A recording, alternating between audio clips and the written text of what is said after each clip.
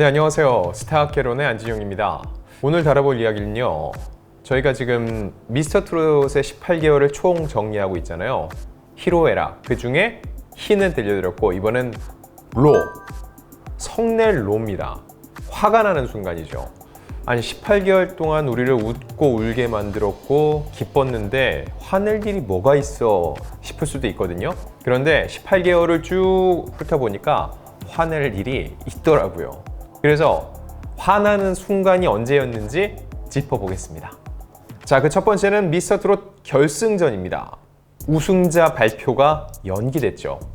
이건 미스터트롯 시리즈뿐만 아니라 방송사를 통틀어서도 초유의 일이었어요. 일단 코로나19 확산 방지 때문에 결승전의 대부분이 녹화 중계로 진행이 됐거든요. 근데 본방송 중에 문자 투표는 받았습니다. 이 상황에서 무려 투표수가 770만 표가 넘는 콜이 들어온 거죠. 결국 집계 서버의 오류로 방송 시간 내에 결과를 도출할 수 없다는 결론에 다다르게 된 겁니다. 당시 MC인 김성주 씨는 이렇게 얘기를 해요.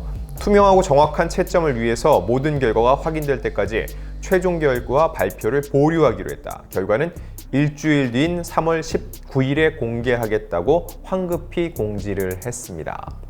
그런데 왜 더 화가 나는 상황이었냐면 이 자체로도 충분히 화가 나죠. 아니 지금까지 이렇게 마음 졸이고 기다리고 투표까지 했는데 발표를 안 해? 못 해? 도대체 서버 준비를 어떻게 한 거야? 할 수 있죠. 그런데 더 화가 난 건 이 발표 공지가 나온 시점이에요. 새벽 1시에 가까웠습니다. 그 시간까지 사람들이 잠을 안 자고 기다리고 있었던 거예요. 그리고 또 한 명, 그 무대 위에 올라 있었던 정동원 군. 그 당시 정동원 군의 나이가 만 13세였어요. 이게 대중문화예술산업발전법에 따르면요, 15세 미만의 청소년은 밤 10시부터 오전 6시 사이에는 방송에 출연을 할 수가 없습니다. 다음날 학교가 휴교다, 휴일이다, 이 경우에는 친권자 등의 동의를 받아 자정까지만 출연이 가능하다는 거죠. 하지만 정동원 군은 그 자리에 있었던 거예요. 이에 대해서 미스터트롯 측이 당시 이렇게 해명을 했어요. 가족의 동의를 받아 녹화를 진행했다. 지난 3개월을 마무리하는 자리인 만큼 정동원 본인이 현장에서 함께하기를 원했고 가족들도 그랬다. 아버지가 동의하고 입회해서 결정한 일이다. 가족의 출연 동의서도 작성된 상태로 녹화를 진행했다고 전했습니다. 물론 이거 자체가 편법일 수 있지만 사실 모든 그 인원들이 위에 올라와 있었기 때문에 더 의미가 크기는 했어요. 미스트롯 시즌2 같은 경우는 이때 문제가 된 것 때문에 밤 12시가 넘어서는 김태현 양이라든지 김다현 양은 마지막 순간에 시간이 넘어가면 집으로 보냈던 거 여러분 다 기억하실 거예요. 근데 이 시기에는 사람들이 다 화가 났어요. 왜 발표를 안 하냐? 왜 못하냐? 그런 기사가 나는 와중에 알고 보니 정동원도 그 시간에 거기 있었으면 안 되는 거였다라는 기사까지 나오게 된 거죠. 그래도 이때 슬기롭게 넘길 수 있었던 건 결국 MC 김성주 씨의 역할이 컸기 때문인 것 같아요. 결과적으로 볼 때는 19일까지 가지 않았습니다. 14일 날 발표를 했죠. 좋게 생각을 하면은 미스터트롯 편을 한 번 더 볼 수 있는 기회였기는 해요. 하지만 그 당시에는 어떻게 이런 일이 있을 수 있냐 하면서 정말 대단한 이런 성토가 있었습니다. 또 한 번 화나는 순간은 언제였을까요? 2021년 7월입니다. 얼마 안 됐죠? 4개월 전. 바로 코로나19 릴레이 확진으로 인한 방송 중단 사태입니다. 자, 이것만 듣고 여러분들, 아니 그건 본인들이 어떠한 잘못을 한 것도 아니고 가면 안 되는 곳에 간 것도 아닌데 왜 화가 나는 일이에요? 안타까운 일이죠 라고 생각할 수 있죠. 제가 왜 화나는 일로 꼽았는지 요 얘기가 끝날 때쯤 여러분 모두 고개를 끄덕이실 거예요. 자, 시작합니다.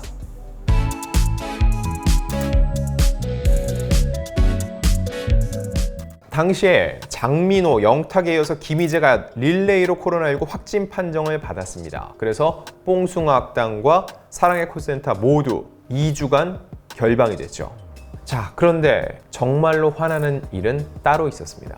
그건 바로 이명웅의 코로나19 확진 판정 오보 사건이었습니다. 아무래도 함께 촬영, 녹화를 했기 때문에 다른 이들이 줄줄이 걸리니까 이명웅 역시 코로나19 확진을 받는 거 아니냐 우려의 목소리가 굉장히 높았어요. 그런데 실제로 코로나19에 걸렸다라는 기사가 공식화됐습니다. 당시 소속사는 공식 팬카페를 통해서 해당 기사는 오보고 곧바로 정정될 예정이다. 검사 결과 음성이고 이상 징후 없이 건강한 상태로 자가격리 중이라고 밝혔습니다. 하지만 적지 않은 기사들이 앞선 기사들을 옮겨 적었고, 이게 상식적으로 볼 때 아닌데 이런 기사가 나올 수 있어? 라는 의혹 제기까지 있었어요. 근데 정말로 지금 생각해도 이해가 안 되는 보도예요. 왜냐하면 지금도 마찬가지지만 코로나19 확진 두고는 거짓말을 할 수도 없고 해서도 안 됩니다. 이게 요즘도 발표만 대대적으로 안 하지 코로나19 확진자를 집계를 하죠. 국가적 집계를 하고 있어요. 그리고 치료를 받을지 무증상이면 자가격리를 할지를 일일이 다 통보를 해주고 국가적인 차원에서 관리를 하거든요. 사실대로 말을 해야 돼요. 확진이 됐는데 안 됐다고 한다. 이거야말로 범죄고 문제가 되거든요. 결국 뭐냐? 소속사도 거짓말을 할 수가 없어요. 소속사든 방송사든 이명웅 씨 같이 녹화를 했는데 코로나19 확진 판정을 받았습니까? 라고 한 번만 물어보면은 예, 아니오가 분명히 나오거든요. 안 걸렸으니까 아니라고 했겠죠. 그럼 최소한의 이런 확인 절차도 거치지 않은 보도였다는 얘기입니다. 이건 단순히 오보를 냈다를 넘어서 언론의 기본적인 소임조차 하지 않았다는 거, 이 측면에서 굉장히 화가 날 만한 일이었어요. 게다가 며칠 후에 이명웅이 소속사와 재계약을 했다는 보도도 또 같은 매체에서 나왔습니다. 이 역시 사실이 아닌 것으로 확인이 됐죠. 이 소속사였던 물고기 뮤직은 당사와 이명웅의 계약 사항에는 변동이 없다, 재계약을 체결하지 않았다라고 당시 해명을 했습니다. 또 다른 화나는 순간은 언제였을까요? 이때도 여러분들 듣고 나면은 그때 진짜 화났지라고 무릎을 탁 치실 거예요. 그때는 바로 표는 있지만 볼 수가 없었던 미스터 트롯 콘서트입니다. 자, 콘서트가 열리긴 열렸어요. 원래는 4월에 열 계획이었으나 계속 미뤄지다가 사전 5기 끝에 콘서트가 열렸습니다. 이거는 제가 희로애락 편에서 희에서 이미 말씀을 드렸죠. 그토록 기다리던 콘서트가 열렸다는 사실을요. 그런데 이후에 코로나19가 더욱더 확산되면서 다시금 콘서트가 닫혔습니다. 이 주최사 측은요, 좌석 간 거리두기와 방역 지침 등 정부의 가이드라인을 최대한 유지를 했다고 밝혔고요. 이미 티켓 판매도 모두 마쳤어요. 이런 공연을 하겠다고 전부 다 신고도 했고요. 이 준비 비용, 방역 비용에만 얼마나 들어갔을 것 같으세요? 실내 기준, 잠실 주경기장이나 상암 월드컵 경기장은 전부 다 실외 스타디움이잖아요. 이게 아니라 실내, 뚜껑이 닫힌 경기장, 공연장 기준으로 최다 인원을 수용하는 곳이 바로 이 체조 경기장입니다. 이 전체를 방역을 해야 되기 때문에 여러 준비 비용만 무려 10억 넘게 들었습니다. 그런데 공연을 하지 말라라고 내려온 거죠. 근데 중요한 게 뭐냐? 이게 공연하기 불과 며칠 전에 내려졌다는 거예요. 집합금지 행정명령에 대한 집행정지 가처분 신청을 결국 주최사에서 냈습니다. 이때 이런 주장을 해요. 공연 3일 전 집합금지 명령을 내리는 것은 부당하다. 이로 인해 민간 중소기업의 피해와 관객들의 손해는 누가 책임지는가라고 성토를 했습니다. 하지만 중요한 건 이 신청은 7월 27일 결국 기각이 됐습니다. 결과적으로 콘서트는 열릴 수가 없었죠. 당시에 티켓 사놓고 서너 번씩 연기되면서 공연 못 본 기억들 다들 있으실 거예요. 자, 이거는 근데 상황이 그러니까 어쩔 수 없지 라고 할 수 있어요. 맞아요. 제가 이거 자체만 엄청나게 화가 난다고 얘기하는 건 아니에요. 더 화가 나는 일은 그 다음입니다.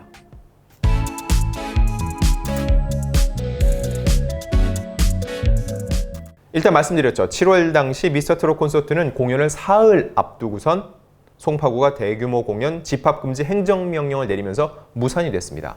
이 과정에서 불거진 논란은 크게 두 가지예요. 첫 번째, 불과 공연 사흘 전에 취소가 결정돼 주최 측이 막심한 피해를 입었고, 두 번째, 같은 기간에 뮤지컬이나 클래식 공연을 열었다는 거죠. 게다가 프로야구도 관객을 입장시키기 시작을 했어요. 이 면에서 이거 형평성에 어긋난다라는 지적이 나오기 시작을 한 겁니다. 명확한 취소 기준을 제시하지 못했다는 거. 그러니 후폭풍이 일었던 거죠. 자, 이런 콘서트 불발 사태를 놓고 몇몇 가요 기획사에서는 대중 가수들이 만만한가라는 반응을 내놨어요. 다소 감정적으로 들릴 수 있는 표현이긴 한데 이렇게 감정적으로 나올 수밖에 없는 이유가 뭐냐면은 기준이에요. 원래 기준이 뭐냐면은 합리성, 이성이거든요. 이성적으로 합리적으로 볼 때 그런 기준에 맞춰보면 아 우리가 콘서트를 안 하는 게 맞아 라고 납득이 돼야 되는데 뮤지컬이라든지 다른 건 하는데 왜 이것만 절대 안 돼? 이거 말이 안 되잖아 라고 의아함이 들 수밖에 없다는 거죠. 이게 사실 가장 기분이 나쁜 부분이거든요. 결국 선별적으로 피해를 입히는 게 아니냐라는 주장이 나온 거죠. 물론 이 코로나19 확산을 방지하려는 관할 구청의 노력을 마냥 탓할 수는 없습니다.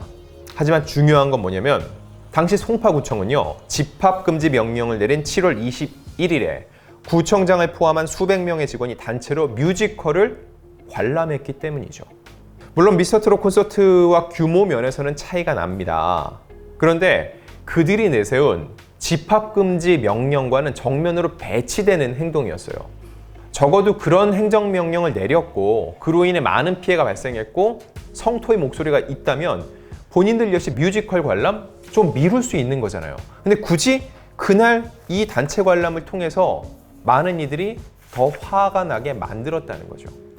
제 얘기가 정말로 공감이 돼서 고개를 끄덕이실 수도 있고 뭐 그런 걸로 화가 난다고 그래 라고 할 수도 있는데 지금 지나고 나서 보면 해프닝일 수 있지만 그 시기에는 이 미스터트롯의 팬들 그리고 탑6 당사자들 이 공연 주최자들 방송사까지 정말 더 나가서 언론사들까지 이 취재에 모두 달려들 정도로 굉장히 큰일이었어요. 그만큼 미스터트롯이 그 당시 전체 방송계의 헤게모니를 쥐고 있었고 중요한 인물들이었다는 거죠. 자, 이것으로 히로애락의 로 끝내고 다음 편에서는 히로애락의 애 슬픈 순간을 짚어드리겠습니다.